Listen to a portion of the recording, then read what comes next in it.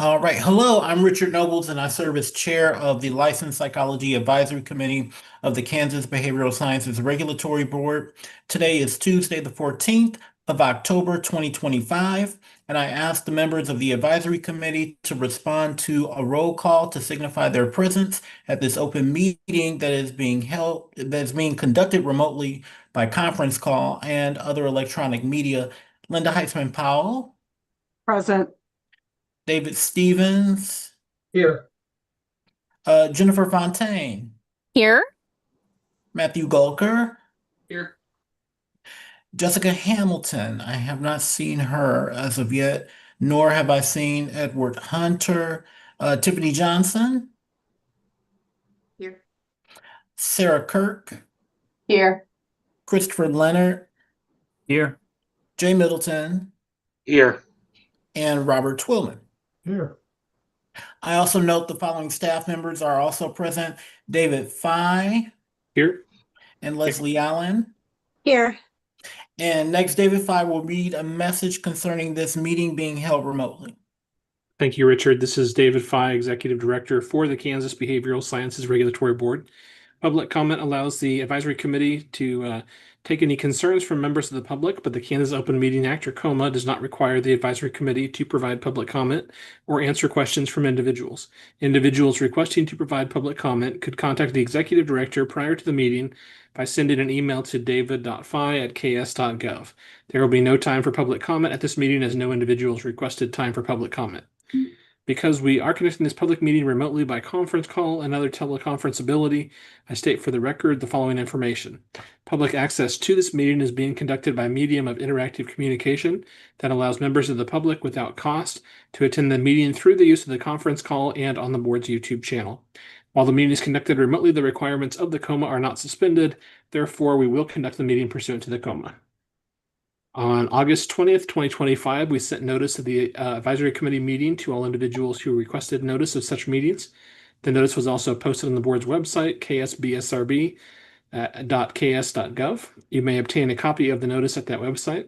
An agenda and other media material have been posted on the board's website and are available for review. You may also request a copy of the agenda specifically by sending an email to david.fye@ks.gov with the subject line request for the agenda, and it will be sent to you. The notice contains information for the conference call and YouTube channel that allows members of the public to attend the meeting free of charge. The notice also states that if we have any technical issues during the meeting, because we are after hours, you may contact the board office by sending an email to bsrb@ks.gov. A recording of the meeting will be available on the BSRB YouTube channel following the conclusion of the meeting by using the link to the meeting on the agenda. And I did check the conference call line before we got started. There's no one currently on the line, but if I hear someone beep over and introduce themselves, I will let you know. Thank you, David. And this meeting is now called to order, and the advisory committee will begin its discussion of the first item on the agenda, and that is to approve the agenda. Do I have a motion and a second? I'll Motion move. to approve it. Yeah. I'll second.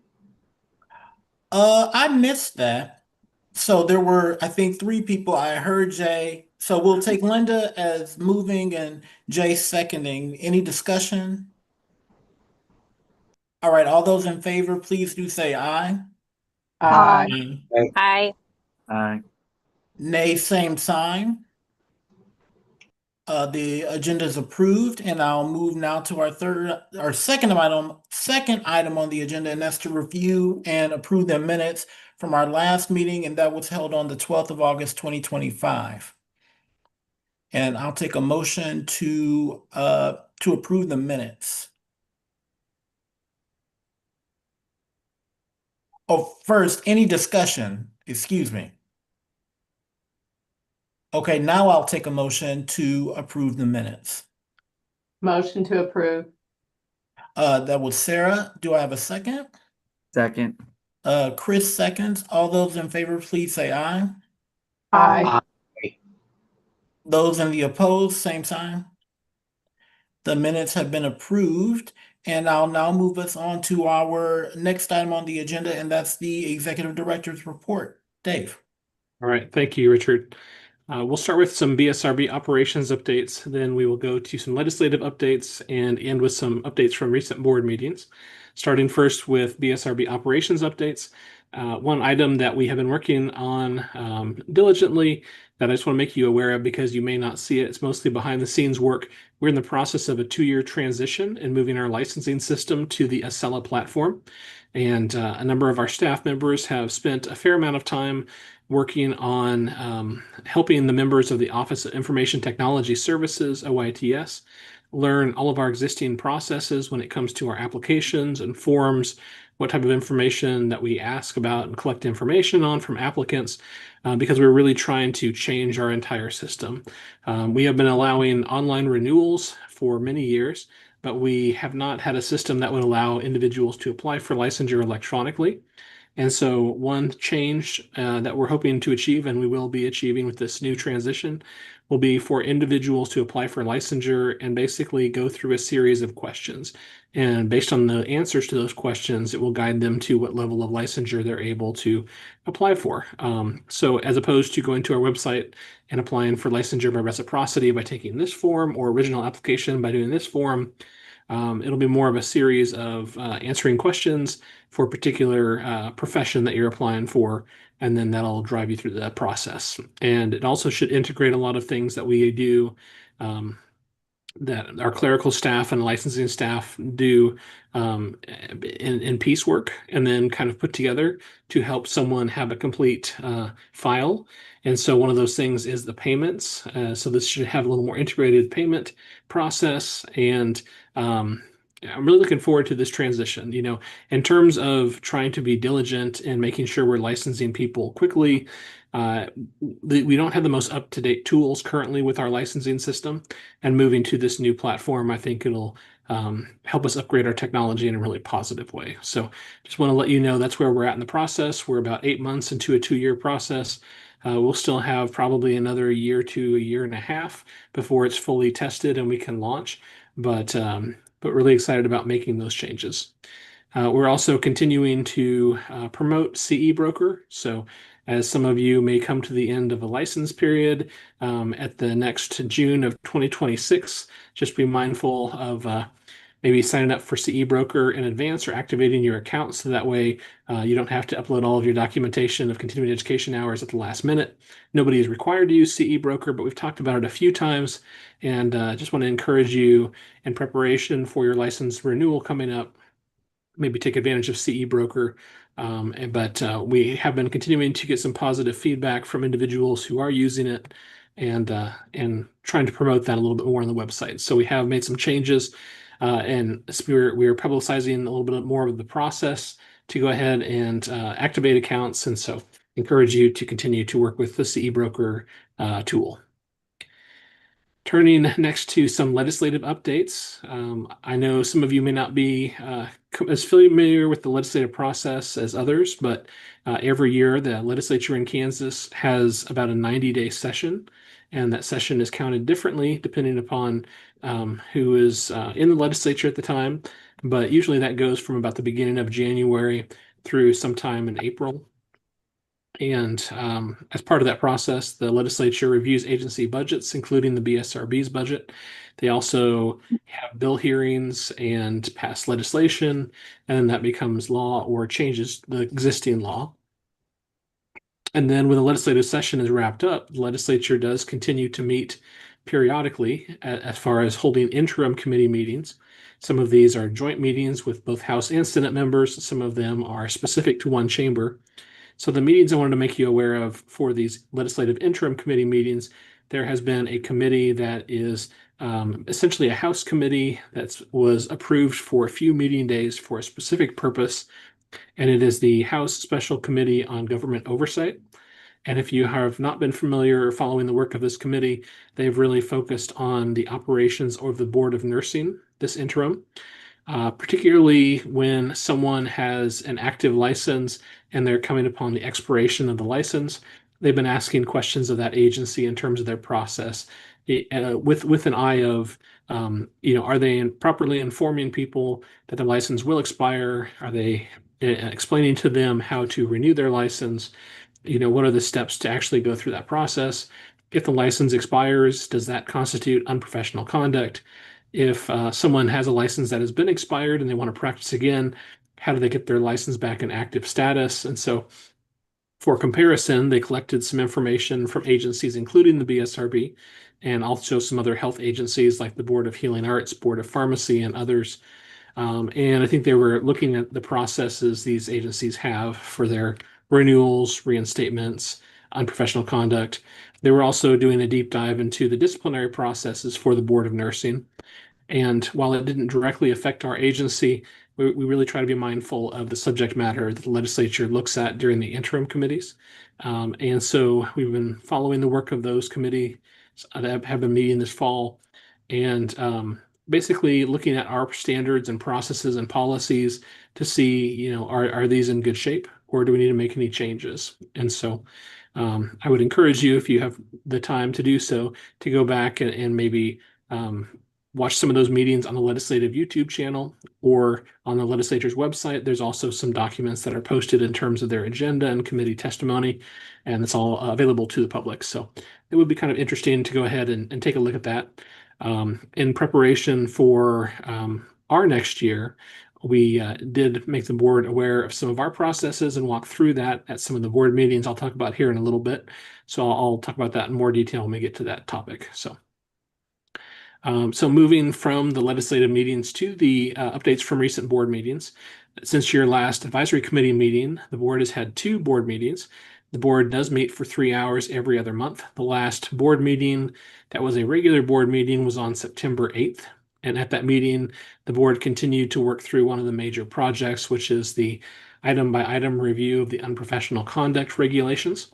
You may recall, we've talked a little bit about the board reviewing a lot of your recommendations and recommendations from other advisory committees in terms of, can the language be standardized across professions for similar items? Are there any items that are missing in the unprofessional conduct regulations for a profession? And so the board is going item by item with legal counsel, having really great discussions on those topics. And I think once the board completes their work in that area, we'll be able to put out for public comment some really good regulations. Before that can happen, the new language would need to be reviewed by the Department of Administration as well as the Attorney General's office. So we're still a few steps away from being able to release all that information. But if you want to essentially follow the process of how we're getting to the end, you can go ahead and check out the YouTube channel for the recent board meetings and follow some of that conversation.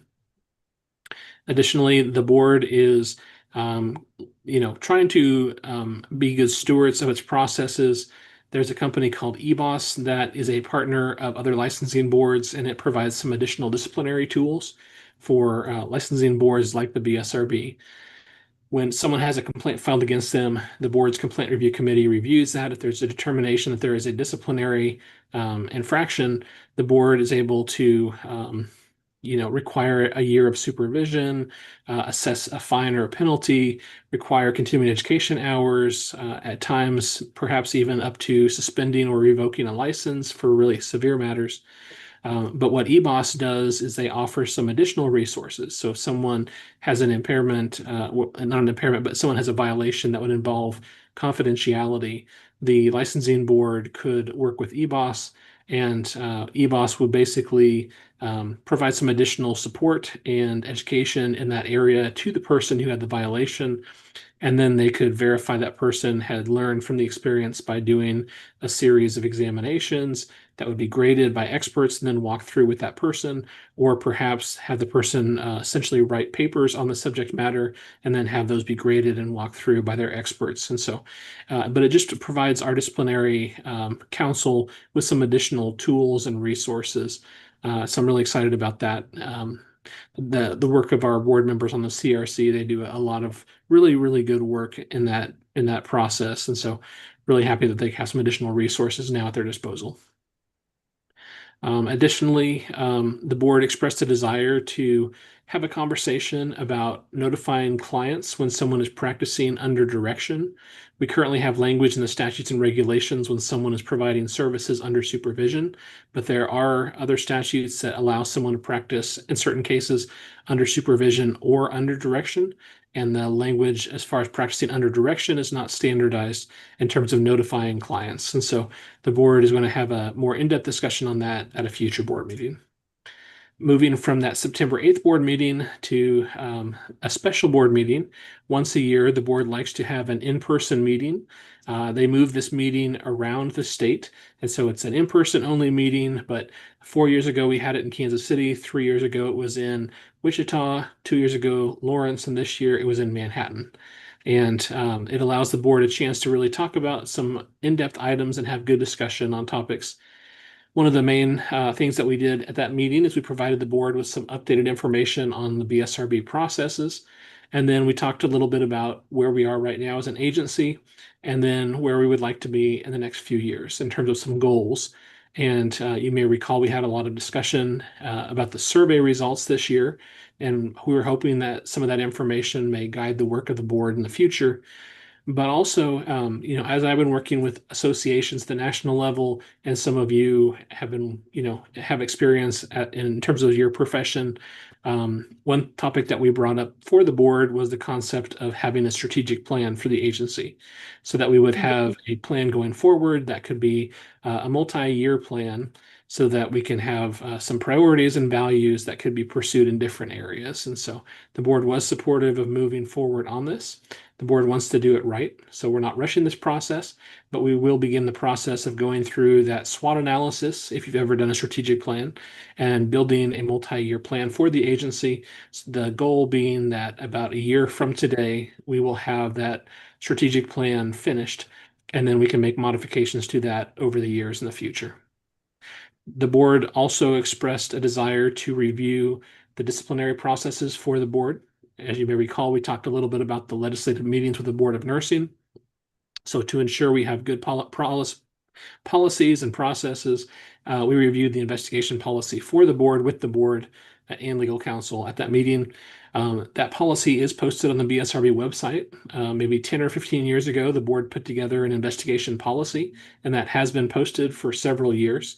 We did a sort of a big cleanup of that about 5 years ago, but it continues to be posted, and I think it really does a good job of outlining the areas in which the board will investigate a certain matter, whether they will accept anonymous complaints or whether they require those to be in writing. It also talks about which board members will serve on the complaint review committee for the board. It talks about the process by which we receive a complaint and how the back and forth is done by the investigators, the role of legal counsel, the role of the executive director, and then it talks about the different types of orders that can come from that, or if a case is dismissed. It talks about jurisdictional issues. So I really think it outlines quite a bit. And I think one thing the legislature was somewhat critical of the Board of Nursing was questioning whether the public had an adequate opportunity to understand their investigation process. And I think, at least by comparison, we have a policy. It is on the website, available for anyone to review. And so I think that is a good policy, and we'll continue to kind of monitor that. If there are things that need to be changed, the board will be diligent about making those changes. One item the board did recommend changing is expanding the members of the CRC. Currently, there has been a requirement that there would be a licensed psychologist on the CRC on the board. There would also be a social worker board member on the CRC. There would be a public member on the complaint review committee. And then there would be a member from another profession not already represented on the CRC. And then either a second public member or someone from another profession on the CRC. So, but that number of individuals, 5, was established before we started licensing behavior analysts, and also before the addiction counseling profession was licensed. And so the board decided to go ahead and expand the CRC to 6 individuals. And so that'll be the body going forward. I expect the board will probably appoint one of the board members to start serving on the CRC probably at the November meeting. But for your purposes, some of you may become board members someday, and I like to keep you aware of some of these things going on at the board level so that you're aware, if you hear conversations about these topics, you kind of understand and you have some framework in terms of some of the details of what's going on. And so I do encourage you in your role as an advisory committee member, as you become more familiar with some of the policies and workings of the board, feel free to check out that investigation policy. And then I guess the last item I would just kind of mention here is the board did go ahead and review items for recommendations for legislation for next year. And in the fall of 2024, the board did come to conclusion and recommendation for a handful of items. However, due to some legislative deadlines and some technical issues as far as getting the bill draft back from the revisor's office, and due to the unusual pace of the legislature this past year, we weren't able to have our bill run through the legislature or introduced. So we are going to have our bill introduced in the 2026 legislative session, and we will make you aware when that bill is being introduced. It is likely to be introduced in one of the health committees, most likely the House Health and Human Services Committee this spring. And the board did recommend some modifications to what had been recommended by the board last year.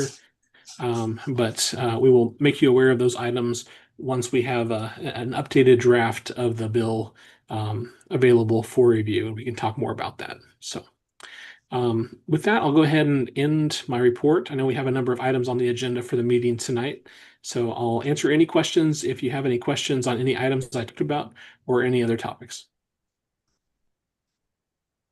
Any questions from anyone about Dave's report? Thank you very much, Dave. And I want to acknowledge the presence of Edward Hunter, who's entered the meeting. Good evening, Ed. Hello, I apologize for my delay. For some reason, I had it in my head. It started at 6:30. I have no idea how I managed that since I've been coming to this for a while. Anyway, I'm here. No, it definitely happens. Glad you're here. I'll move on to the next item on our agenda, and that's an update about the SIPAC Multi-State Compact. I'm the commissioner from Kansas, and there's not a lot to report except that I will be attending the annual meeting for commissioners for SIPAC, and that will be November 16th and 17th in Tucson, Arizona. And lastly, with respect to that, I'm sure that I'll be getting a whole number of updates. Before the meeting, we are going to take a look at the bylaws, excuse me, the bylaws of SIPAC, and I'm sure there will be robust discussion about those matters, and I'll bring that to our December meeting. I'll move us along to the next item on the agenda, and that's old business. And we'll start with a review and discussion of the survey questions that we have been working on the past couple of sessions. So Dave, I'll turn it over to you to frame this for us. Okay, well, thank you, Richard. Yes, as we talked about last meeting, we provided a draft report on the surveys that were provided to licensed psychologists, and we mentioned that we had done similar surveys for each of the professions, and we did different questions for tiered licensure for some of the other professions. So we have quite a bit of data that we're working through here, but we're getting close to finalizing some of these reports. But in the meanwhile, we wanted you to have the opportunity to review these reports and provide some comments and feedback and see what really struck you as you work through this information here. And this short report is about 59 pages. The one for social work is nearly 300 pages. And part of the reason is because of the way that it's organized. So the summary information is about the first 20 pages of each of these reports. We went ahead and included each question on the survey, and then some of my staff members did a lot of work reviewing information and responses to some of the open field answers and tried to group responses and show some common themes. However, We also acknowledge that we want to provide you the opportunity to dig a little deeper and to see the open field responses, because I do think that there is some context behind certain responses, and you can really get a better feel for some of the tone and the voice of some of the people who responded. So we didn't want to bog down the survey findings. So what we did is we did a summary at the beginning, but then for those who want more data, you can go ahead and find out that information. We attached the open field responses as appendices to the back of these reports. So at the last meeting, we started to review one of the questions that we were looking at, and that had to do with any practice-related negative issues, or also areas where practitioners needed some additional education or training. The next question that we were going to be looking at, that we're starting to look at tonight, involves whether over the last 2 years, practitioners have seen any negative issues involving supervision. And this question begins on page 10 of your copy, copy of the report. So as I said, it says, over the past 2 years, have you experienced any negative issues involving supervision? And then if so, please explain. And that summary information that's available on page 10, it does reference that 250 or 35 LPs answered the question. There are some individuals who mentioned no negative issues involving supervision over the last 2 years. Some individuals mentioned they don't provide supervision, so they really couldn't comment on that currently. However, there were some individuals who reported experiencing negative issues, and one of the themes that was noted by members of my staff in doing the summary information was the recurrence of supervisees not being at the same standard post-graduation as previous groups. Other negative comments highlighted issues of generational differences, high levels of burnout, and allowing psychologists to supervise other professions. So wanted to turn it over to you as you went through the summary information and you looked at some of those open field answers for the psychologists who responded to the survey. And those pages relevant to this question are pages 36 and through 40, if you are looking through those open field responses.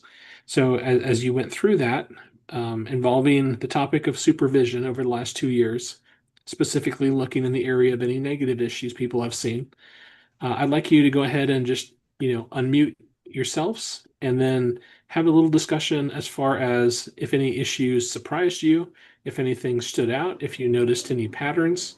And then once you've had a good discussion on this, we can move on to the next question.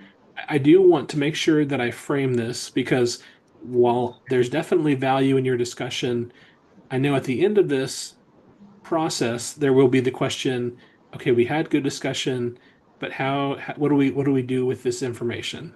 And so what I want you to be thinking about is, as we go through these questions, if something was really notable to you and it stood out, and it's an area that maybe you think this is something we want to report back to the board and make the board aware of for recommendation, or something we think stood out specifically for this profession, go ahead and put a star by that in your notes.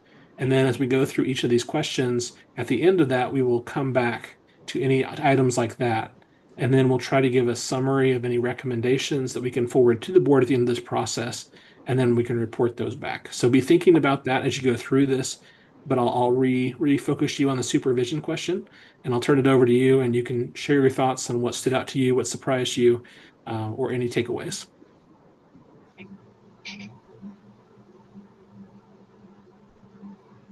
I was surprised. Well, surprised is the wrong word. It stood out for me, the tone of the respondents with respect to their thoughts about there not being as much maturity, or as much as being as competent as supervisees in the past, particularly I think on internship and in postdoc. It was that was striking for me, at least, just how sharp might be a way of putting it. How sharp the tone was when it came to feelings about supervision not being as adequate, and the trainees not being as as mature or as well trained as in the past? Well, it's not surprising to me because I work in a training clinic, but I think that there is a real shift in a lot of training dynamics, and it's really been, growing and more pervasive since COVID-19. But I think we're seeing it at every level of training, so it's not just after, graduate school or just after internship. Every level of training is reporting this issue. That trainees are less prepared, that they have more barriers, that they have more developmental concerns about their skills. So I think it's at every level and not just, an internship or a postdoc. So we're all trying to, I think, develop better practices to help support and develop trainees. But I think that's going to take some time. There's been some real shifts, I think, in people's readiness for training programs. Because I'm not actively involved in supervision, what you're saying, Sarah, what stands out in terms of what you're saying is that this is also happening at the practicum level. And I'm wondering what sorts of things folks are seeing when it comes to the lack of training and the lack of development, even at the practicum level where, we expect trainees to not have it quote unquote all together. I'd be really curious, and maybe that's a discussion for offline, but I'd be really curious to know what people are saying at the entry level.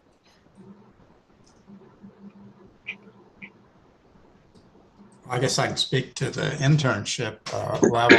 I think there's just an incredible array of different levels that people are at, and maybe more broad than I've ever seen. I see people that are just, got it all together and they can hit the ground running, and other folks that are way behind and do like training.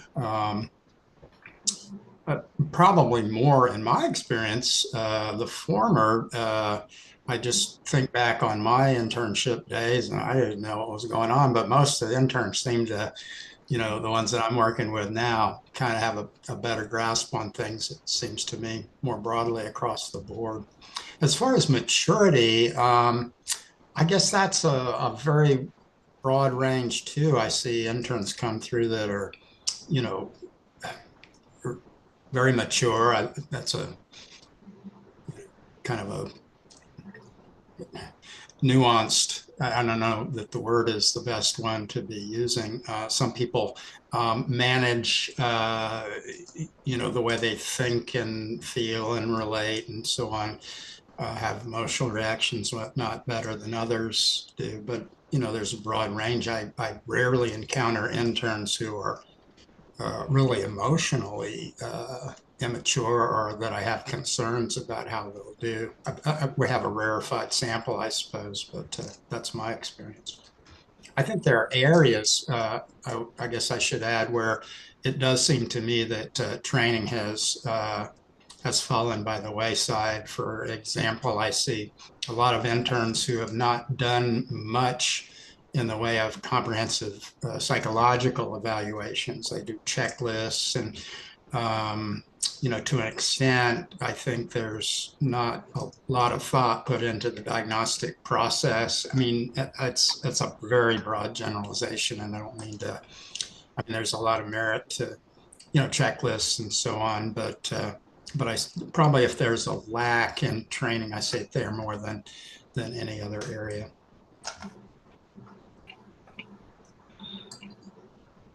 Yeah, I think the thing that I hear most from APIC when I go to my training meetings for training clinics is a lot about writing integrated reports and assessment training in general, that there's been a big decrease in that. And we've seen for years there's been a de-emphasis in assessment training across PhD programs. I don't know that I can speak for PsyD and some other programs, but that's been a trend, so I can understand that. I would agree with Ned. It's not like it's all bad, but I think that there are some striking experiences that I think are starting to weigh heavily on folks, in the training arenas And so that just makes things tough. And I agree, there's just lots of variability. There's still really great, students that are coming through and doing really well. There's a lot being written right now about professional development standards. And again, as Ned said, that can be very squishy, but people are trying to define it better, whether that's, timeliness, just response, engaging in tasks, just kind of, I guess, just work related activities, that they're requiring more support and scaffolding to complete those things than in the past. So that's what I hear consistently in when I go to my conference for training clinic directors. And again, we're working on how do we put together practices to better support folks and get them there. But again, I think that's a work in progress. Mhm.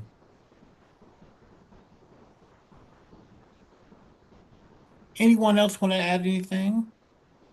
I guess Oh, oh, I maybe have a question, or a thought, and I don't supervise, right, private practice, so I don't have anybody that I'm directly supervising. But the first thing that kind of jumps to mind is to what extent, yeah, there's all the judgment kind of stuff of, arrogance and that sort of thing that, whether it gets beaten out of you during graduate school or not is to be determined. But I wonder, like the one thing I think that has changed relatively quickly recently is the advent of the TikTok doc, and how much is there additional level of maybe not great information going into heads that are future professionals, but are they able to distinguish what are the facts and what are the opinions?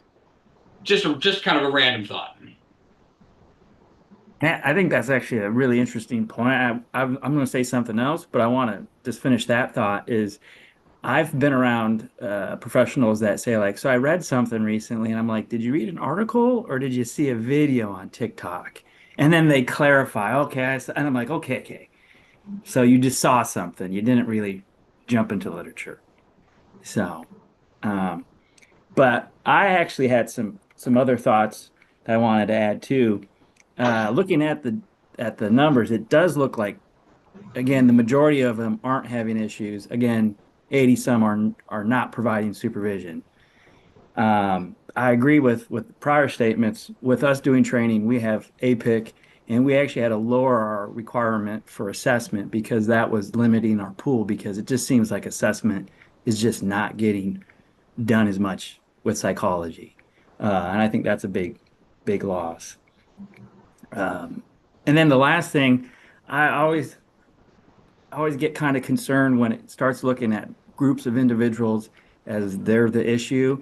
As a millennial, I took a lot of crap for a number of years of being lazy and not working hard and not having any determination in psychology. And now there's Gen Z, so now we can blame them for not being good at what they do. So I'm off the hook a little bit more, but I think that's always something that worries me is it's just a generational cohort that has different values that they bring into the workplace, and people in positions of power struggle with that, I think sometimes. And as a person in a position of power, I do notice a lot of differences with this population of what is important to them and what do they value, and work is not always the number one thing in their life. So. I'm glad you said that because I was thinking along those lines of not to be dismissive of older generations, but I think this happens every generation, like you said, where the older generation is kind of coming down on the younger with the same kind of critiques. Usually, I mean, if you really look at it, it's usually the same critiques each generation. So I think a lot of it is that disconnect between values. And so what do you do with that? I don't know. But um, yeah, that's one thing that was a thought. thank you. Thank you both. And also thank you, Matt, for weighing in. I would like to, because I'm conscious of the time and we have a number of things to do. I'd like to move us to the next question. And Dave, I can have you take it from here. Okay.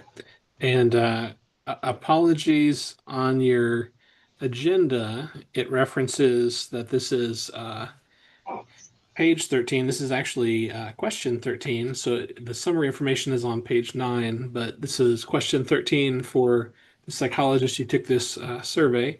And the question said, over the past 2 years, have you experienced any issues concerning telehealth, either through professional practice or observations of other practitioners? So 236 LPs answered the question. 142 reported having experienced no issues with telehealth. Some of the respondents mentioned that telehealth has improved the accessibility of services. Both positive and negative remarks were identified in response to the question. Among the positive remarks, the most frequently occurring statements were as follows. Telehealth is easy. Telehealth requires less paperwork than in-person services. Telehealth benefits rural outreach. Telehealth is helpful when transportation issues arrive. And also telehealth works well with adults. And then in terms of negative remarks about telehealth that were frequently reported, some of the items flagged by members of my staff were comments that there are additional insurance barriers to face if providing telehealth. Clients and providers are not in an appropriate or secure location during the session. Connectivity and internet issues occur with telehealth. The ability to get to know clients and patients' safety after session is impacted, and handling state regulations across state lines is one of the difficult things about telehealth. So you have the summary information on page 9 there for question 13. In the back, that information is also available through the appendices information. I believe that's on pages 29 through 35. And it is interesting, this survey, it did primarily go looking for negative information, but that's not always what we found. But part of the role of the BSRB is to protect the public. And so looking for issues to which the board could focus and try to be helpful with solutions, that was one of the main motivating factors of putting this whole survey together. But there were some comments from people that said, your survey kind of tilted in a negative way, but on some of these, we really have some positive comments. So I'm happy that people shared those. And I don't want to just lose the feedback that a large number of people reported no issues with telehealth, because that is notable. Although if there are things that we can be helpful with concerning the negative aspects, we want to make sure we address those as well. So I wanted to give sort of a spotlight to both of those sides here. And I think the bullets are helpful for that regard. So I'll turn it back over to you. What are your thoughts and comments regarding the survey responses on the question that dealt with telehealth? And Hey, David. Yes. Sorry, I'm going to go back to the other one for just a second, because I thought we were getting done talking about the quality of the applicants or supervisees. But that was my question, like, what is it that we can look at in the responses that they gave us that could be actionable on our part? There were a couple of comments in there. It wasn't the majority, but like clarity of the BSRB recommendations for supervision, and then some questions on supervising outside of our discipline that I thought could be action items for us in future advisory committee meetings, like to maybe revisit that and see if there's something that we could make recommendations to the board to be able to help clarify for our constituents. So sorry, so I just wanted to say that.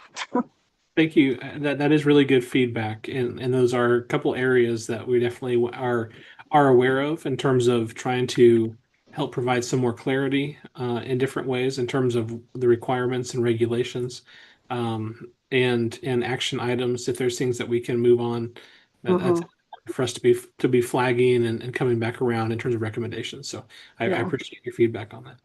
So I suppose that same comment could apply to the telehealth as well. Yeah, and I don't know that I saw that in these comments, but for the other professions where they had a question that was along these same lines, there seemed to be a little bit of confusion sometimes from people in terms of whether they were allowed to do as much telehealth as they were doing or that they wanted to do. The Mhm. question about state lines, there seemed to be some confusion concerning that topic as well, because some people, provided us feedback that said, I wish the BSRB would not stop me from practicing across state lines. And I think that there may be a little bit of misunderstanding there because the main issue here is that every state has authority to establish who's able to practice within their state. And Right. that usually goes back to their state constitutions. And the state constitutions, it basically says we will protect individuals living in this area. And so, because of those constitutional protections for the safety of their citizens, they're able to essentially determine who's going to be providing services. And so, when we're talking about telehealth and we're saying you're physically here and providing services into that state, you really do need to look to the requirements of the state that you're in and the state where the client is in as well. And but I think some people look at it and say, well, the BSRB is stopping me from practicing into this state. And it's like, well, we could do maybe a better job, I think, in sharing some of the history of this topic and maybe why the multi-state compacts have evolved, and clarify some of those topics too. But I'll turn it over to you all. Feel free to share your thoughts on this telehealth question.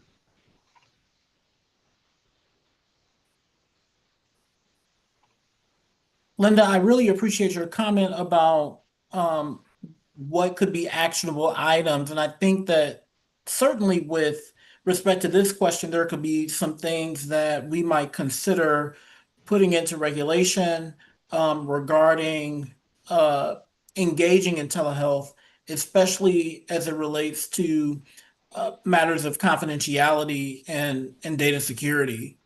And there were, a number of people who mentioned matters related to clients being in public spaces and even psychologists being in public spaces and administering therapy or administering psychological services. I think that that is something that we could potentially talk about in meetings to come.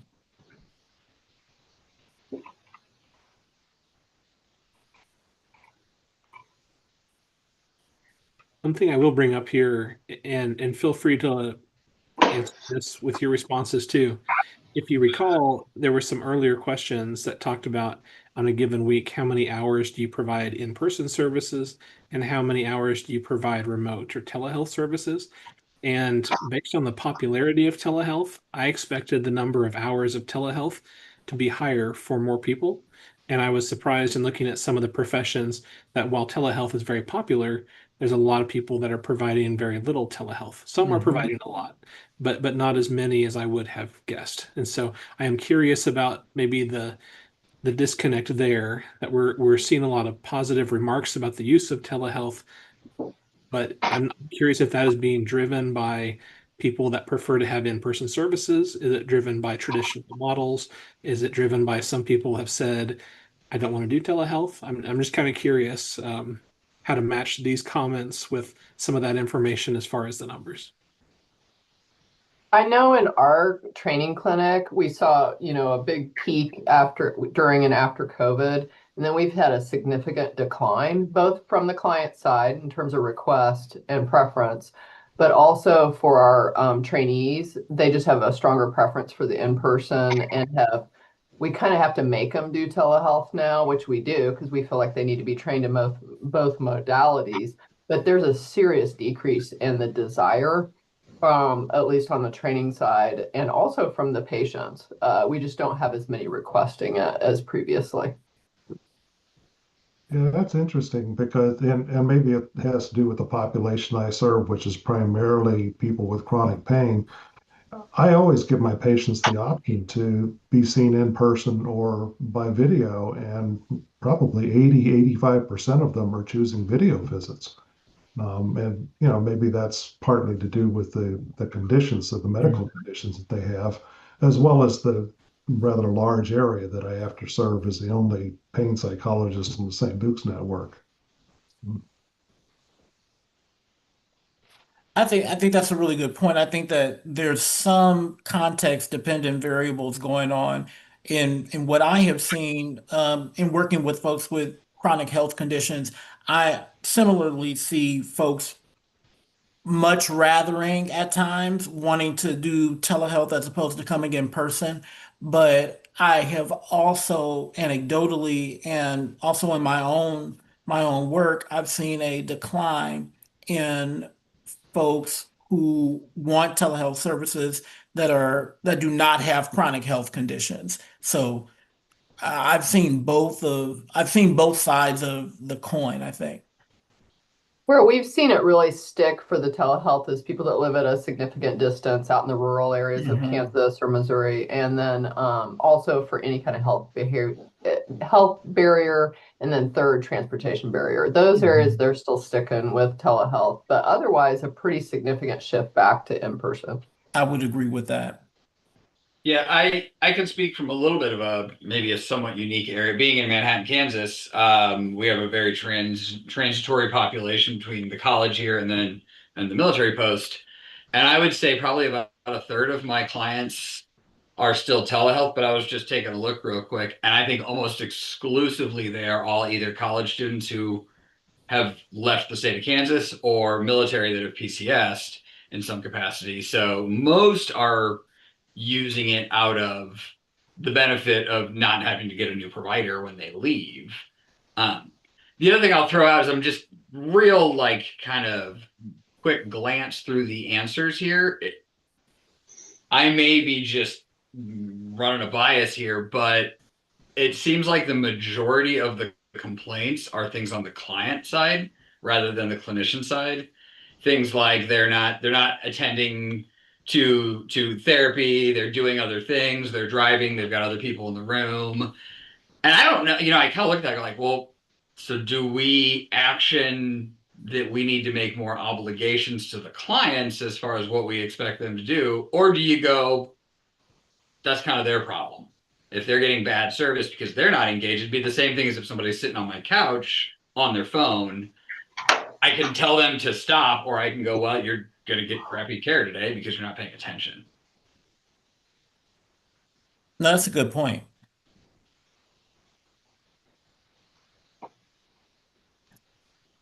I think that one thing that we could potentially do is make sure or ensure that psychologists are asking the question whether or not somebody is in in an area that there where there is privacy. I think that that may be something that we could at least say that we could say, make sure that you're asking the question with respect to where somebody is located. But still, to your point, Matt, I mean, people, even if we do something like that, that doesn't necessarily mean that the other sorts of things that you outlined are going to be not present, that they're going to be, removed.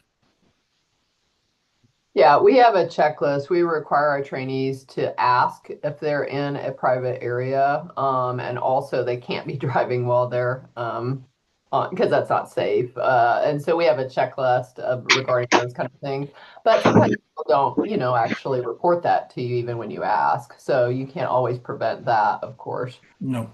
Well, I wonder along with that because yeah, the driving's my hard no. If they're in their car and I can see things moving in the windows, I usually say, hey, why don't you go ahead and click off and find a parking spot and we'll restart this. And then generally speaking, I will actually be the one that disconnects the call and gives them a couple of minutes to kind of do what they got to do. I'm curious though, when you ask the question of are you in a secure area, if they say no, is that an end of session determinant or is that It is for us, but we're in yeah, a really different situation. It's a training right, clinic, it's a sliding scale. I mean, there's just a lot of variables I think that might differ for a lot of other providers. But for our students, we are, we're training them. So we say if they can't secure a safe private area, then we need to discontinue the session. We're not going to charge them for it. We'll just need to reschedule that right. session. But that's our guidelines for trainees. And I know that's a different set of variables. So Sure.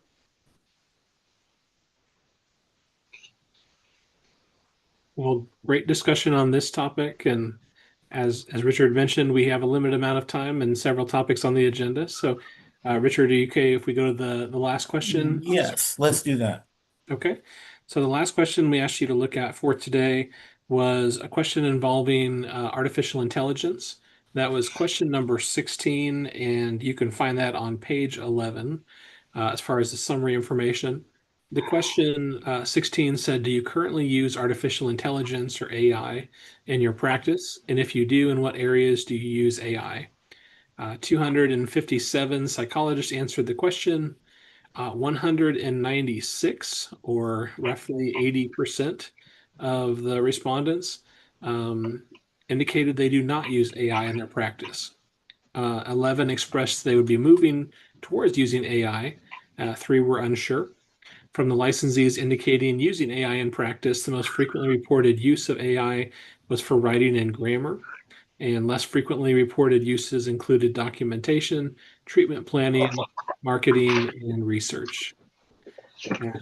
I have heard from some people that given how quickly this field is changing, we asked these questions earlier this year, and some people from other advisory committees had said if we asked these questions again today, we would probably get a little bit different results. And I know this is changing, but at least we have data points from this year. We can compare that maybe in a future survey and see what the results are if they have changed and by how much. But based on this information that was collected in the survey, did anything strike you when you were looking at this information, or in the back? The appendices for this is on pages 41 through 43. So a little bit shorter information, mostly because if there were no answers, we tried to combine those. If there were some that were a little different and added some context, we tried to provide that separately. But what were some of your thoughts on the AI question, having reviewed the responses by the psychologists that answered the survey?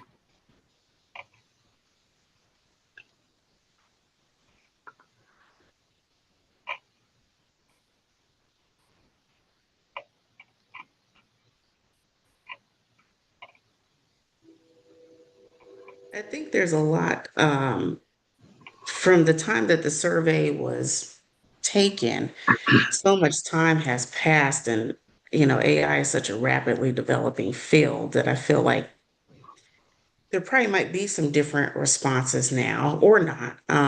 Seem like most people just weren't really using it because it's kind of like, where do you start with it?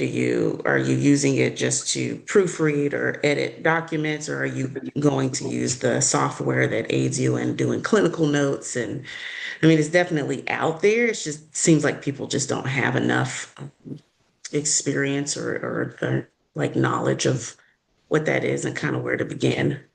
But this is kind of just a gist of from reading the survey responses.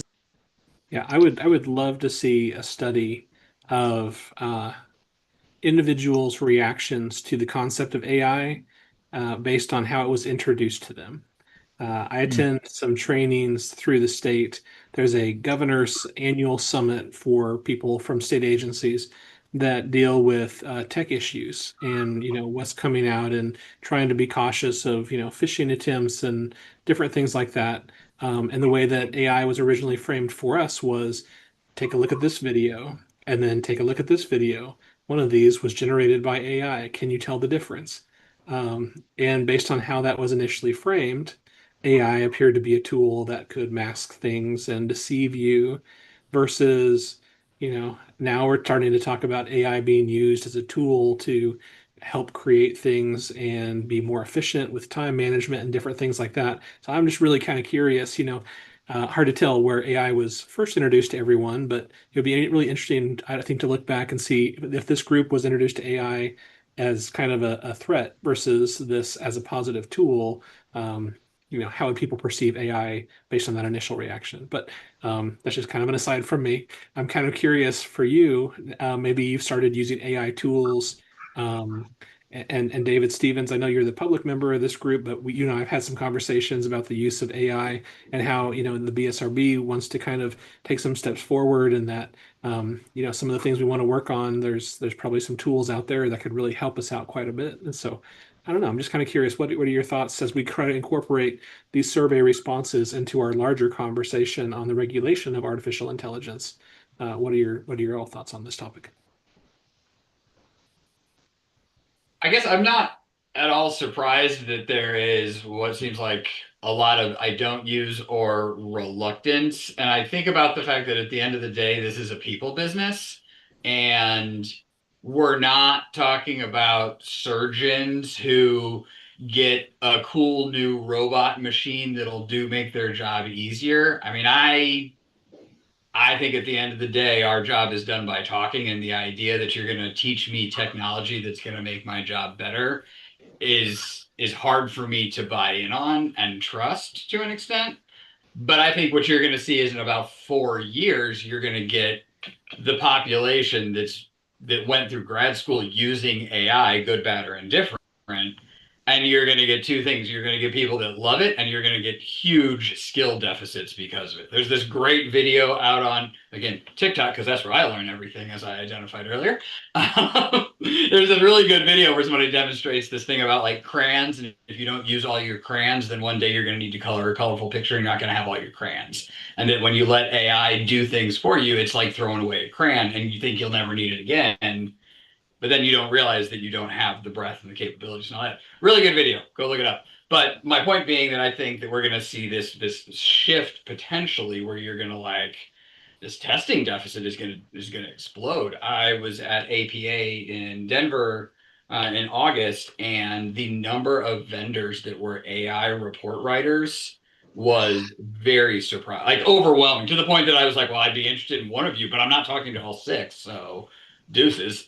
But that's just my take. So I Chris, think there's you're probably, talking. Oh, I'm sorry, Linda. Chris, you were talking, but I don't think we could hear you. no, we can't hear you, Chris. Yeah, we can't hear you. Even when you're unmuted, we're not able to hear you.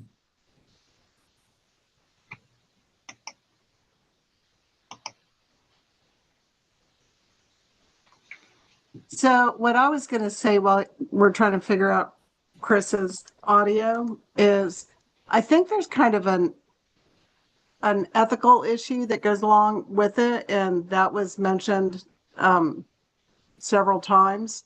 Here's a recent example from me, has nothing to do with psychology. I bought something, mobile hotspot, internet connection. So no matter where I was at, I had a mobile hotspot. And I've been having trouble connecting. So I've been emailing back and forth with their tech. And this has been going on for a hot minute. Today, all of a sudden, I realized, based on the responses, this person was so nice to me, very congenial, very polite, very helpful. I realized it was AI. And I wrote back and I said, hey, wait a minute, I'm talking to AI, aren't I? I want to talk to a real person. And so then they sent me, I understand you want to talk to a real person. Here's a number that you can call and I'll forward this request. And I was like, well, son of a gun. I consider myself pretty savvy. And I did not pick up on the fact that I was talking to AI. And so when now bringing that forward into our field, I think a real ethical dilemma could be the use of AI in an inappropriate way, that our consumers were mandated to protect the public, but our consumers don't realize that they're interacting and interfacing with AI instead of a real person. And so I just think that's something that we need to take into consideration. And I think and I don't know what the board's position on being able to put out recommendations for the public on as AI advances, and it's not just psychology, like David was saying, it's all the professions. As AI advances, as the public, here's some questions you should ask your provider to ensure you're getting the service that you think you're getting. Or, it could be more eloquent than that, but that's And just my. to toggle off that point and to combine something that Matt said, when it comes to AI, is psychological testing. And especially when it comes to report writing and the integration of results and the interpretation of results. That is one thing that I am a bit concerned about, because I think Matt is right that there could be the possibility that we see a gap or maybe even a chasm in terms of skill deficits coming up in the next half decade, next decade.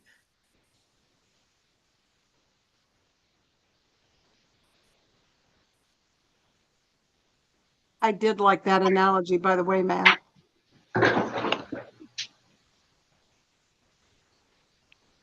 Chris, are you still trying to speak? We cannot hear you, unfortunately. How about this? Yes. Oh, perfect. I got it back. Yeah, the one thing I will say is training programs are already using it. And I don't know if Sarah's seen this with any programs or transfer students coming in, but we have our doc interns that come in for internship, and some of them are talking about how their program has this integrated into their training clinics already. So that's just kind of that future. And then I would agree with David. I went to a presentation. She showed us two pictures for headshots and said, guess which one's AI? And then we guessed, and then she said both of them are fake. So it's just the world we live in. But what really concerns me, I think, for the board is the two of the responses on there. The last one says, I sometimes use AI to help write brief reports and organize records to review. I think what concerns me, that one, and then I use it in too many ways to mention, is if we think that that's okay for us to be putting clinical information into a chat GPT, into something like that, that is extremely worrisome. And then I think Linda's right hitting the nail on the head with, I think the board should maybe be taking a position where we're requiring anybody seeing somebody that's a therapist, that either needs to be a human or there needs to be upfront disclosures that this is not a human in the first place. So I know in Chicago, in Illinois, they have a law that you can't call yourself a therapist in Illinois if you're not a human. So. Yeah, I wanted to add HIPAA concerns. I have very strong privacy and HIPAA concerns, even with things like grammar and editing checks. Just where that information goes is a pretty big concern for me. And again, I think if it's a secure, kind of editing, grammar, HIPAA compliant, I think that's a wonderful tool to kind of take out some of the kind of yucky work of report writing, of grammar checks. But I want to echo concerns about skill-based replacement. Even on an IQ test, you can get, and I think this is fine to use, it can generate a report based on their IQ scores and print out that report. And I don't think that's an issue as long as the person reviewing that makes edits and reviews it. My concern is we'll start getting to a point where that, and the other thing I want to say is I think it's important for that person not to have that printout to write that report. And that's my concern, is that's going to start replacing skill sets. Again, I love the, on a lot of the IQ tests, you will get a generated report. I think that is very helpful and useful and all those things. But I'm concerned it will start replacing skill sets where people just really struggle to do report writing without having those. Not only IQ, but I mean, a lot of the measures of psychopathology that we use will spit out those type of reports. And again, I think those need even more editing, quite frankly, pretty often. But I'm worried that we'll start losing skill sets as people become a little too dependent or reliant on those.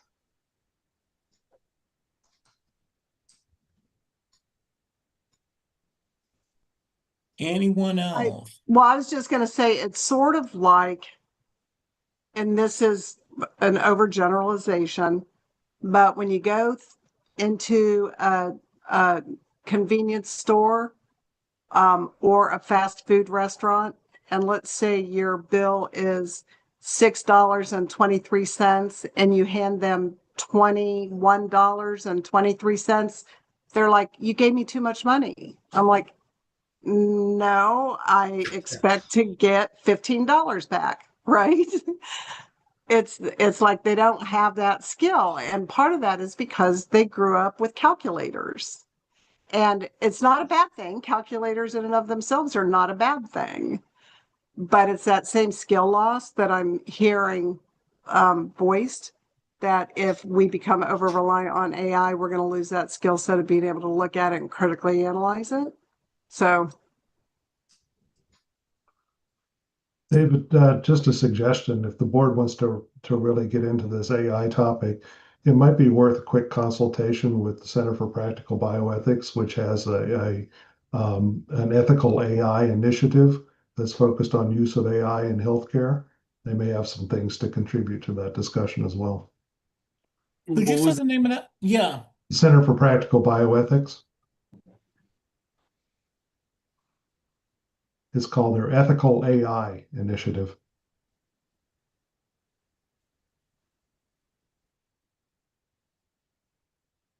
Thank you for I was gonna mentioning that. s- I'll do a little research in that area.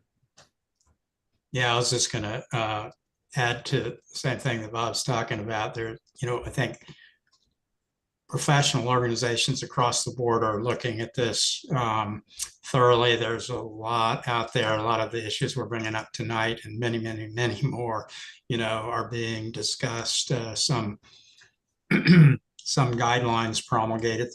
It seems to me the things we're talking about tonight are sort of no-brainers that you can have policies around, like confidentiality, education. I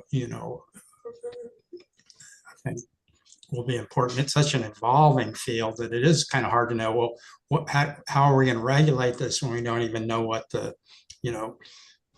issues are going to be in 6 months or a year. And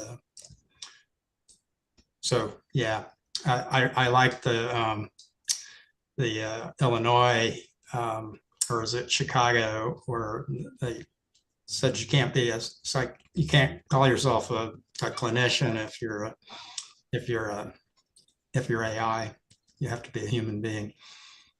I don't think AI is going to ever replace human beings. I think the danger is to think that it can, or to become fooled by the idea that it can. Probably people in here have read the horrifying New York Times article where the kid, I think a teenager, was suicidal and using the AI as sort of a companion or a friend. And I think it was Chat GPT only. And while some of the responses made some sense, it got hung up in loops and whatnot, and probably contributed to the individual's death. And so, there's an unwary public out there that is easily lured into the idea that somehow they're talking to somebody that cares about them and is a human being, and they're not. So anyway. Well, great conversation, everyone. Hey, David, in addition to the Center for Practical Bioethics, another resource is it's CHAI, the Coalition for Healthcare Health AI. And, they're an organization that's been convening software developers and providers around designing and publicizing responsible kind of both development and I'd say procurement, around procurement. So, distinct from the Center for Practical Bioethics, their focus is more the kind of ethical use. CHI is more about, helping to identify responsible products. And so I think that speaks more to some of the HIPAA issues that were raised, because obviously there are important, you can't use public AI to carry on, healthcare related issues. But there are plenty of software providers that have developed secure AI applications.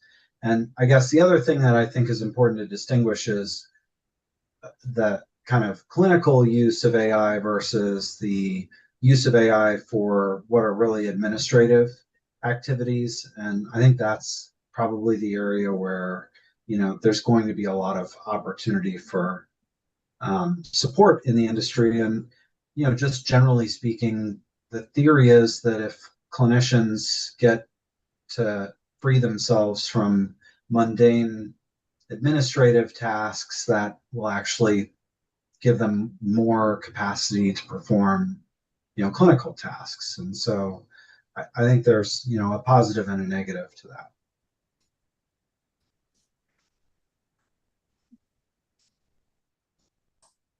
Well, this has been, I think, a really good discussion, and I know that we have talked about kind of pulling together some of the things that have been mentioned and engaging in some sort of process where we might promulgate actionable items from what we have discussed. And I look forward to doing that over the course of the next several meetings, and something that we could take into the new year. I know that's another item on the agenda at the end, what we might want to talk about in 2026.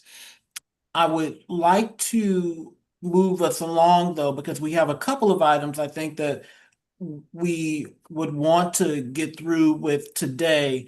I'd like to call a little bit of an audible and go to new business, subpoint A, and that's making a recommendation for a new advisory committee member, if that is all right with everyone here, so that we can get another person on the board. I'm recognizing it's almost 7:20, so I'd like to do that. Is there any objection to moving that forward?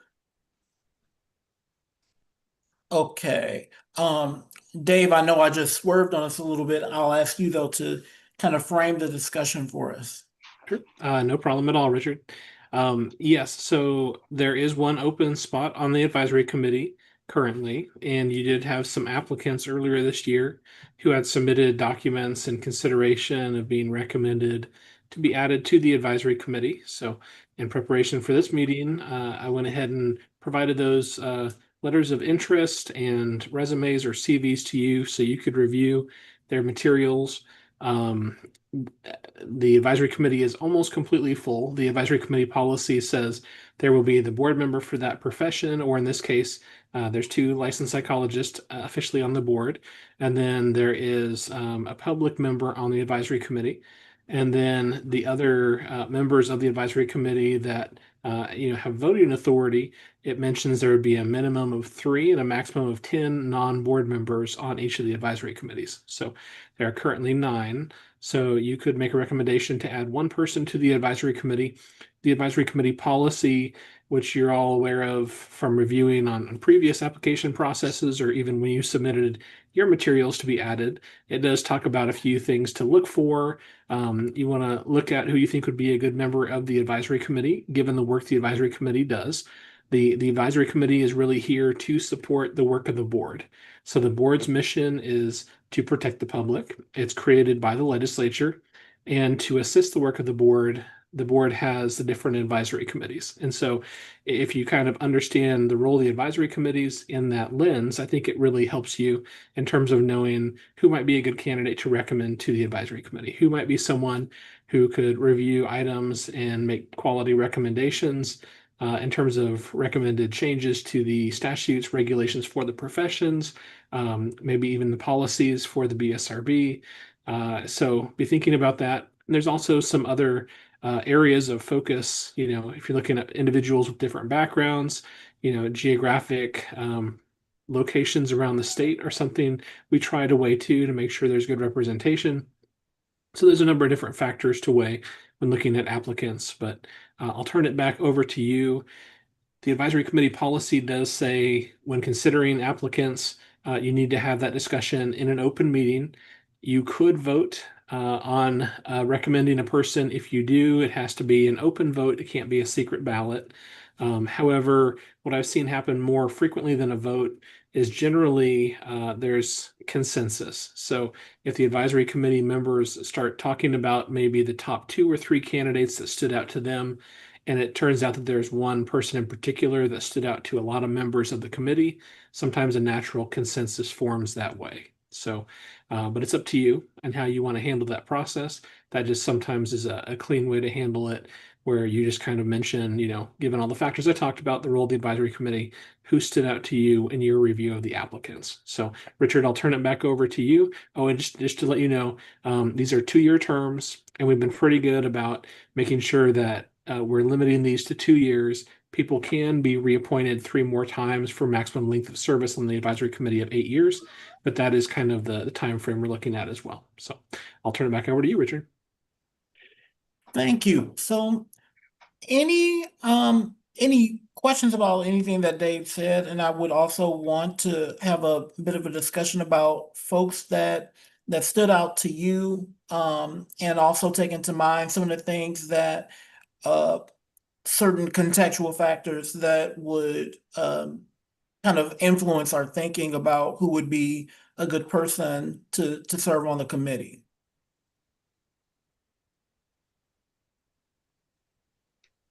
I think going back to our last conversation, just to cover a breadth of experience, looking at someone that's early career, especially with this AI conversation.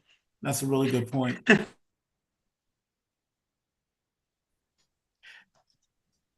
Are any of us primarily child and adolescent?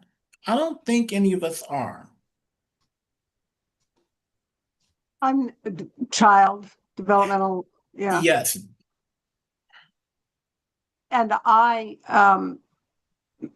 selfishly would be interested in, and I think we talked about this last time, Amanda Zangrio, Mhm. because she's a PsyD, but she's also a BCBA. But I do like the point of early career. Seriously, I think early career would be good to give us a well-rounded perspective on things, especially as AI and the use of technology that may be advancing in our field, whether we want it to or not, and how we can help guide or frame or provide advice for how to be able to use it ethically. I think, we're not going to stop it. And so I like the young, early career concept. I thought Garlock was a strong candidate last time. He has experience right now doing clinical supervision at the Family Center, I think it's called. And isn't he also early career? Sorry to interrupt you. Yep, early career, and then he also had experience at Centurion, so he has some experience in the corrections as well. So I think he worked at El Dorado's state prison. So. And quite irrelevant, but he got his degree in Dayton, Ohio, and I'm really familiar with Dayton, Ohio, so it's a good it's a good program.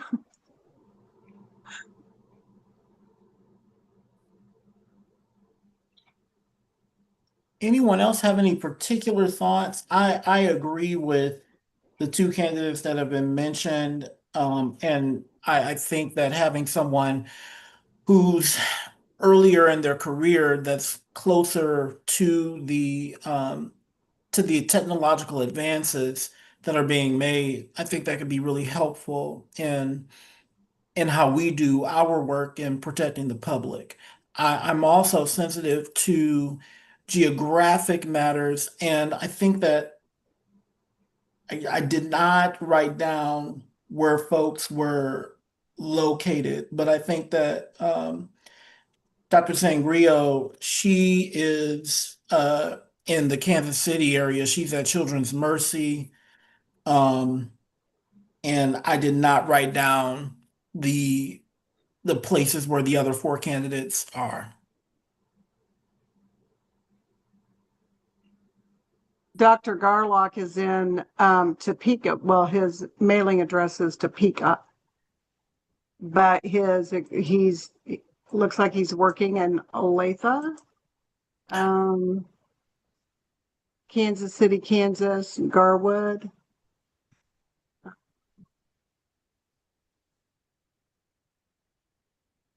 Lutz is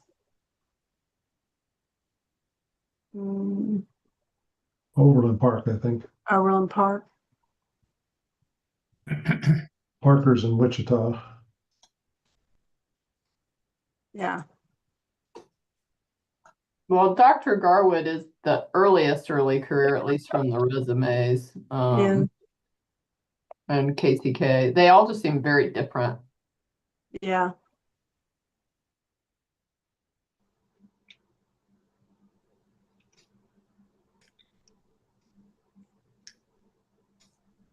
Yeah, Any- I'm looking Oh, go ahead, Ed.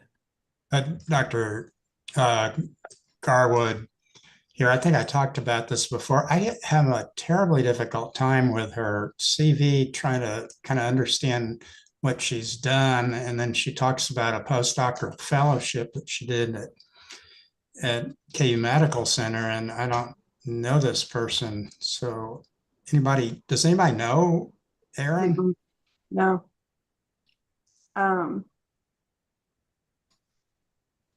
Does she have references in here?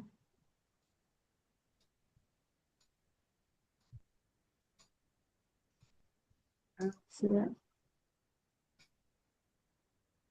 She does do telepsychology, so I'm wondering if she worked with like Evelyn Nelson, because I be. know Evelyn has students.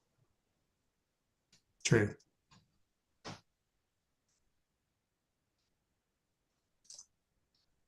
Is there anyone that someone might feel particularly strong about?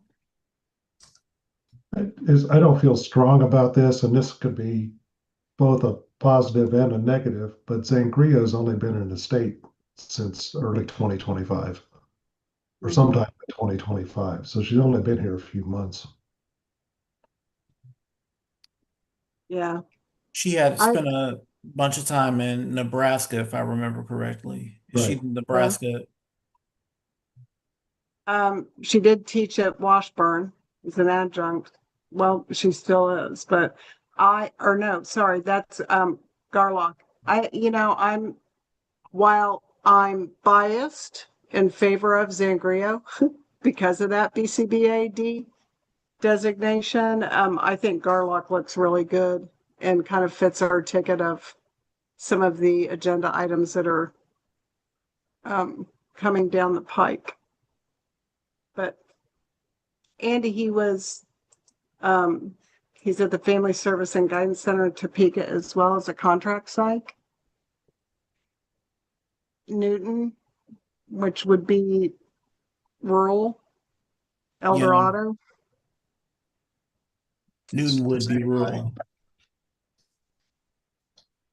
Does So anybody know him?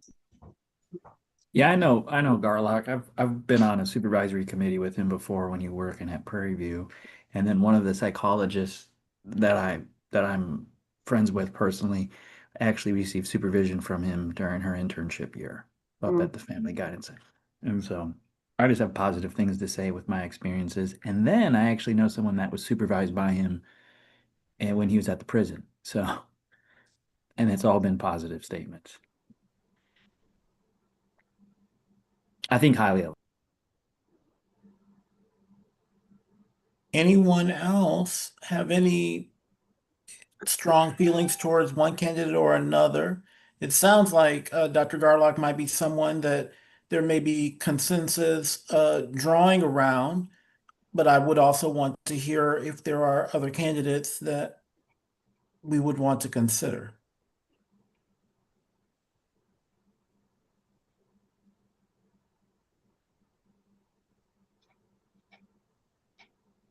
Hearing none, so we would need to take a vote, correct, Dave? Officially, you don't need to take a vote, but I think it sounds like you're kind of down to two people, so that might be the cleanest way to do it. So between Doctors Garlock and Zangrillo, that's the person you're referencing, Dave, the second one? Yes. Yeah, The two the people. BCBAD.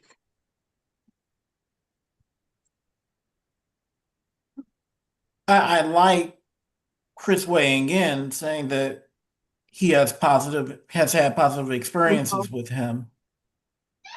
And if someone comes well recommended, I would be somewhat inclined to go in that direction.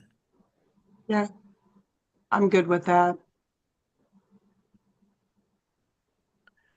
So if there is any objection, please state as much. Otherwise, we can offer up to the board Dr. Garlock. And I'm trying to get back to my applications. Is he Eric? His name is Eric? Daniel. Daniel.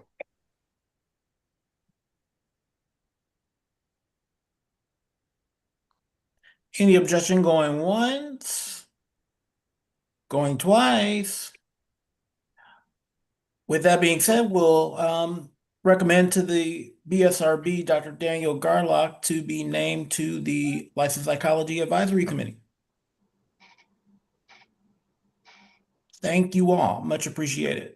It is 7:33 by my clock, and we've got a couple of different directions that we could go in. We can continue on with new business and do some of the review of the regulations that we have not touched yet. There are a few that can go quickly. There may be a few in here, though, after reading them, that may not be so fast. So I would be inclined to go and maybe look at some of the ones that were really short and then save the other ones that were at least longer in page length to the next committee meeting. So, sounds great. Dave, I'll have you frame things for us, please. Sure. Thank you, Richard. And this is rooted in the BSRB oversees, 7 professions.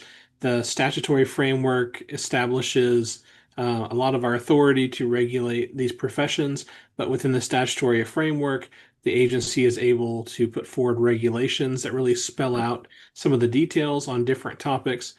Some of the larger regulations like unprofessional conduct, continuing education, educational requirements for licensure, we've brought those to your advisory committee for discussion, and you've recommended changes in certain areas.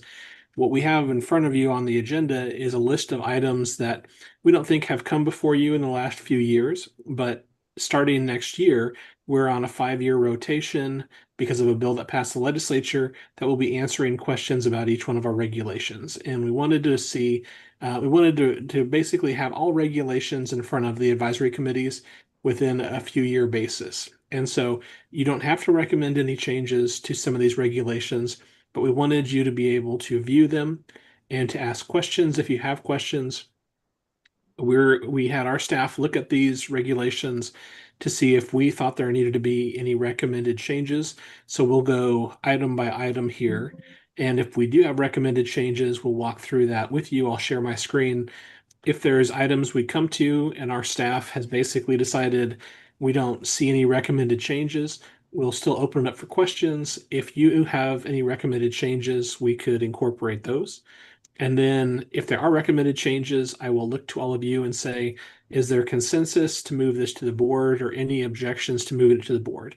And if there's no objections, we'll just consider that a recommendation to move it forward. If there's items that we don't have any recommended changes, we will just say there's no need for action on this item, so we will move on to the next item. If there are any that are complex or very lengthy and you need more time to review it, that's perfectly fine. We can just go ahead and get to those. And then if someone says, I'd really like to table this to allow us to review it before the next time we really take action on it, that's perfectly fine too. We can table any of these and just move on to the next one. So I'll go ahead and share my screen and we can go with the first one and see how many of these we can get through before we reach time. Some of these are somewhat short. Some of them I think are just about a paragraph, while others are lengthier. So we will start with them in order. And like I said, I'll share my screen. I'll have Leslie Allen, the Assistant Director and Licensing Manager, provide some comments and feedback on any recommended changes that she has seen. And then we'll turn it over to you to ask questions or if you have any other recommended changes. So let's start with KAR 102-1-3A. And that has to do with a regulation on the application for licensure by examination, also application for temporary license. And I'll turn it over to Leslie. And Leslie, do you have any recommended changes for this regulation? Sorry, I always forget that mute. Yes, I do have several actually. So the first would be in lowercase b, 1 uppercase c, that may be moved because the regulation, when it was written, they used professional reference for all the forms. So then when you go down to C, it says pre-doctoral supervised experience. I wondered if the committee would prefer that internship be added or if that matters.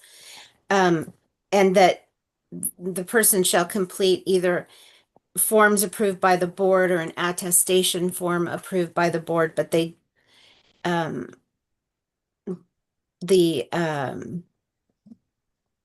language they use is just different. And then in little d, again, attestations from each postdoctoral supervisor rather than professional reference forms. And then somewhere in the regulation, at least in the past, the committee had always said that they wanted to have at least 4 people submit forms supporting the application. So if there were 4 supervisors, that would be sufficient.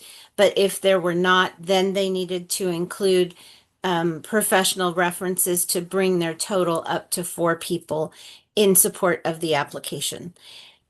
So it kind of depends. Some people have 1 postdoc supervisor, some people have 5.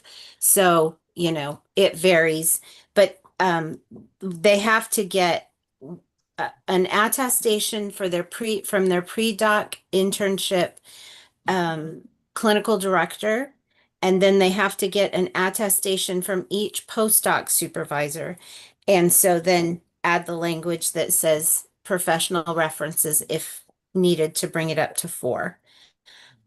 In E, I think E1 should be stricken because we're getting rid of the form. It says a temporary license request form and we're getting rid of that. So we need to strike that. And 2, it should be a postdoc supervision plan or form approved by the board.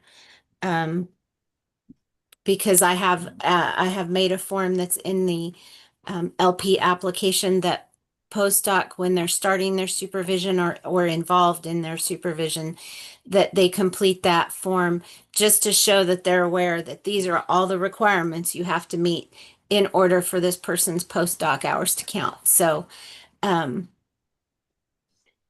we want to change that language.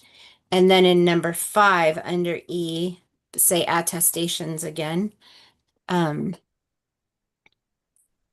instead of references. And then I have a question. When you go down to H2, it says if the person, an applicant an applicant seeking to attain 1 year, no, I'm sorry.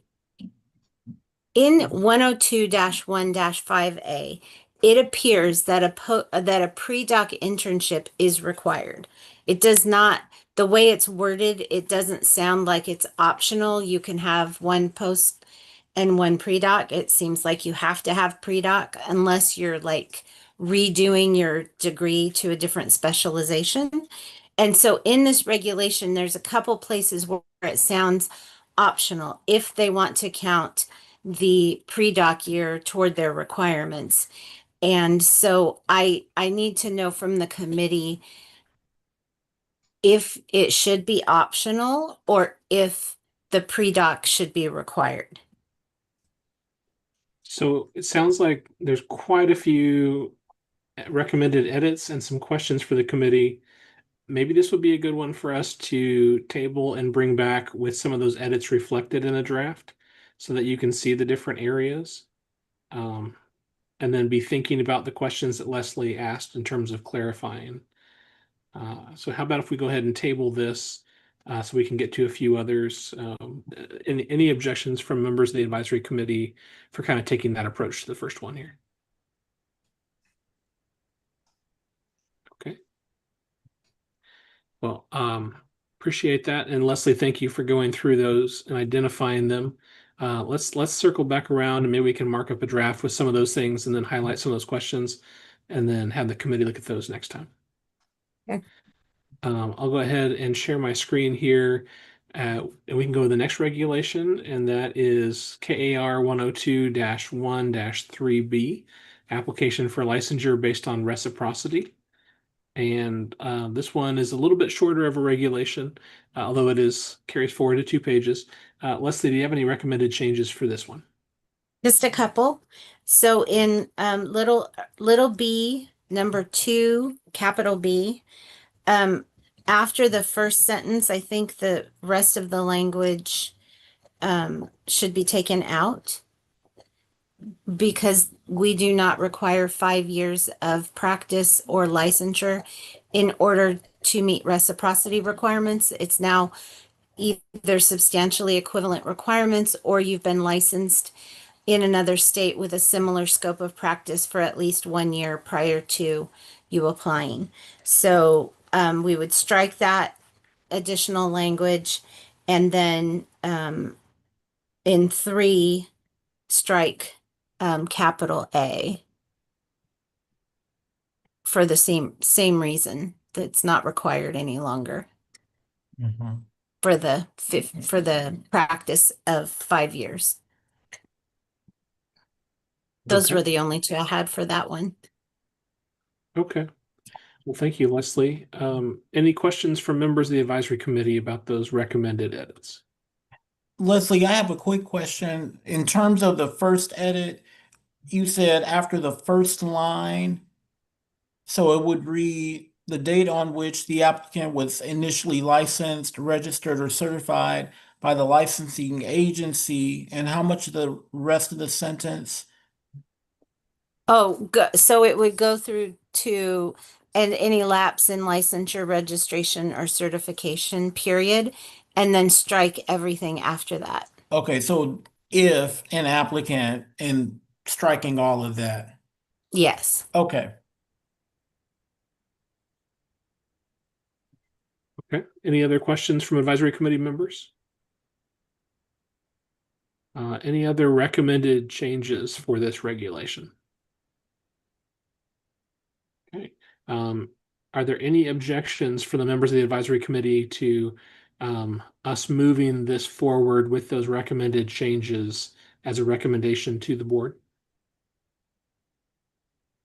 I don't see any heads that show any objection to that, so that appears to be consensus to move this one forwarded as a recommended change to the regulations with those two modifications Leslie mentioned. So we will move this forward as a recommended change to the board for KAR 102-1-3B. Thank you. I'll share my screen and we'll go on to the next one, and that is KAR 102-1-4. And that has to do with examinations. And I will share my screen again. And I will turn it over to Leslie, and she can comment if she has any recommended changes for KAR 102-1-4. So in A, it says 70%, and it should be changed to either 500 or the criterion reference cutoff score or something to that effect. It's not 70% anymore, although you can kind of do the math, but it should be changed. And then in B2, so this says that if they're unable to take the written exam because of one or more physical handicaps, that we can offer them an oral exam. I don't really think that's necessary anymore with all this, because it's computerized and all the special accommodations you can get. You can have readers, you can have separate rooms, you can do any number of special accommodations. And to be honest, I don't know how our board would even do an oral exam because we have no one in place that could, accomplish that in a reasonable amount of time, I would think. So I was wondering if it would be acceptable to strike that and then strike D and E and F, because they all refer to that oral exam. And then in G number 2, I thought that since reciprocity says after 1 year with a similar scope of practice, they don't even have to show that they have passed the exam. It's not a requirement, that perhaps 2A, B, and C should be stricken as well.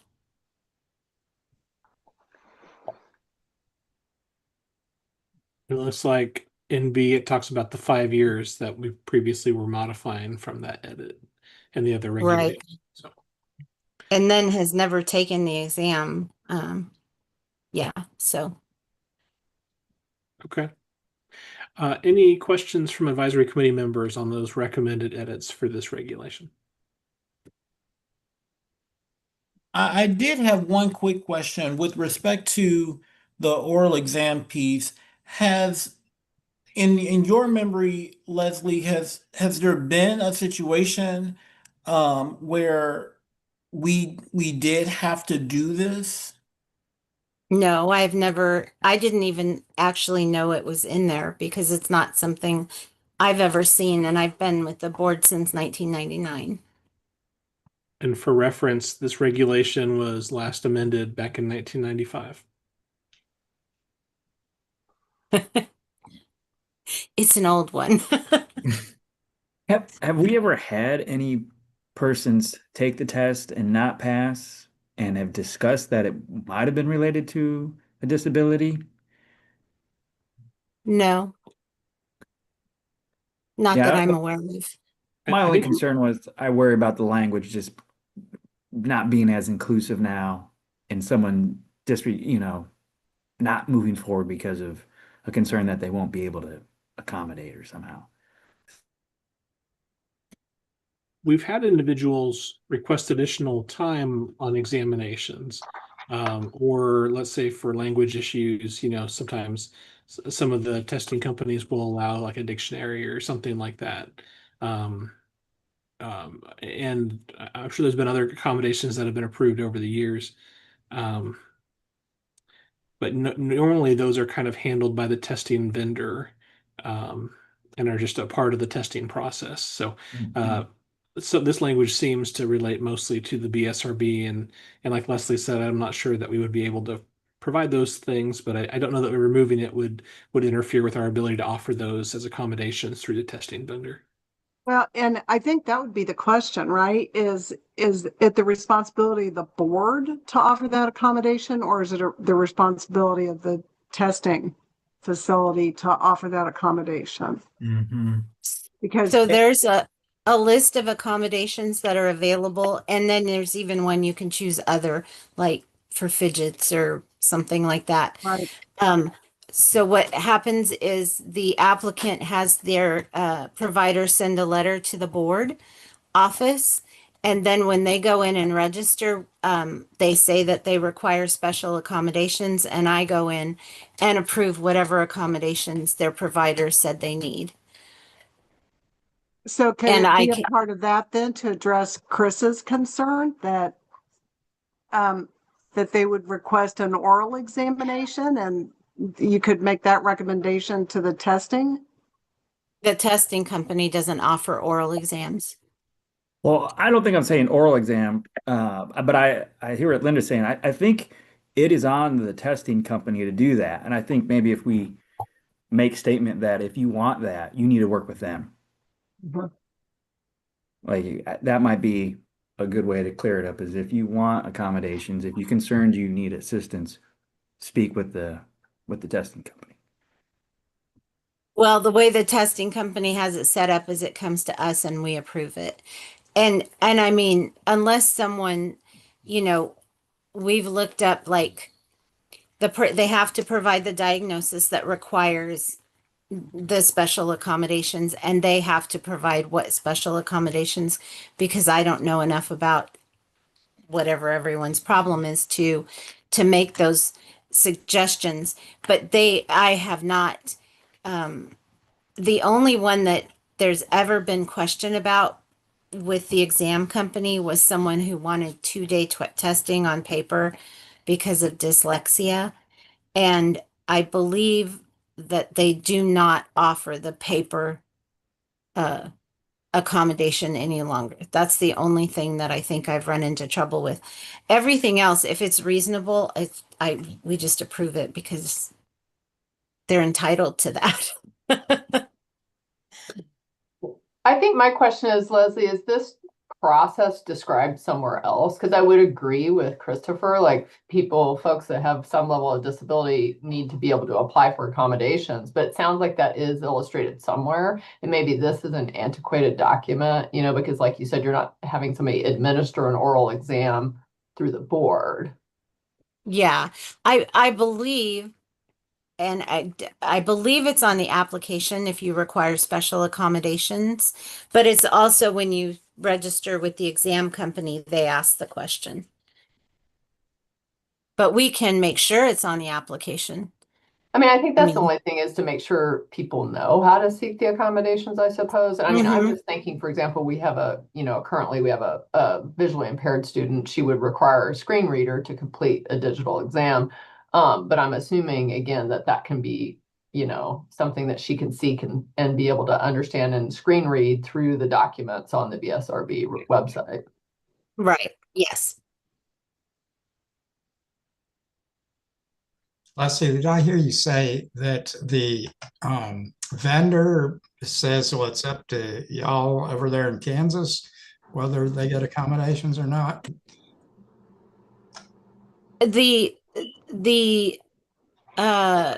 They ask us to approve the accommodations. So it goes through us. Yeah, it is odd. And it's something that happened with Certami when they changed to Certami, which, has been difficult to figure out some of the processes, but yes, it comes to me and then I go in. They say yes, they need accommodations. Certami contacts me and says this person requested this, and I go in and approve whatever the letter says they should be given.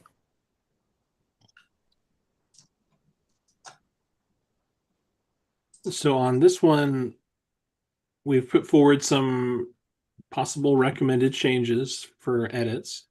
You have a choice in terms of kind of what we've discussed, and it sounds like there may be some options for some alternative language, at least concerning, the topic of, the test. Would you like us to bring back some like a different language for that item, or now that we've kind of walked through it, would you be in favor of doing the recommended changes like we had proposed? It's up to you all. Just kind of wanted to get a feel for where you're at right now. I'm fine with the changes as long as somewhere it can be discovered how to seek accommodations. Yeah, and I like your idea of putting it on the application Yeah. because then it's up front and they see it from the very beginning. Right? Yeah. Yes. I'll make sure it's on the application instructions.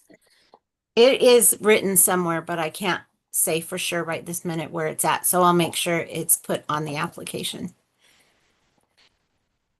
Okay. Thank you, Leslie. Sure. Are there any objections to moving forward with the recommended edits then? I don't see any objections, so I'll take that as consensus to move it forward to the board as a recommendation to move forward with those edits that were proposed. We are about 3 minutes away. Richard, do you want me to go ahead and stop on these items, or do you want to maybe do one more? The next one's really easy. Which one? The next one's really easy. I recommend you revoke it. It's no longer applicable. The board doesn't see every person who gets a license anymore. They have given that authority to staff if there are no outside the norm items in the application. It's reviewed and approved by staff. It doesn't go to the board anymore. Okay. And for reference, this is KAR 102-1-6, license your action by the board. That's fine. I'd be okay with that. Okay. Is there any objection to moving that forward as a recommendation to revoke that regulation? Okay, then we will go ahead and move that forward. It seems there's consensus there, so thank you for that. I do want you all to note one item for next time, and that is on the back page, at least on my copy of the agenda, under item 9, there is a regulation KAR 102-1-17. Licensee consult with physician when determining symptoms of a mental disorder. We don't talk about that process very much, but that regulation does reference the statutory language that it links back to. So if you're not familiar with that topic, I think it might be good homework to review the statutory language. It's towards the bottom of that statute. There's several items in that statute, but go ahead and review that for the next meeting, and I think that'll help make sense of why this regulation is included right now. So. There's a couple other, if I could mention, that I have in 102-1-11 is unlicensed assistants, which we no longer approve, but the ones that were already approved remain.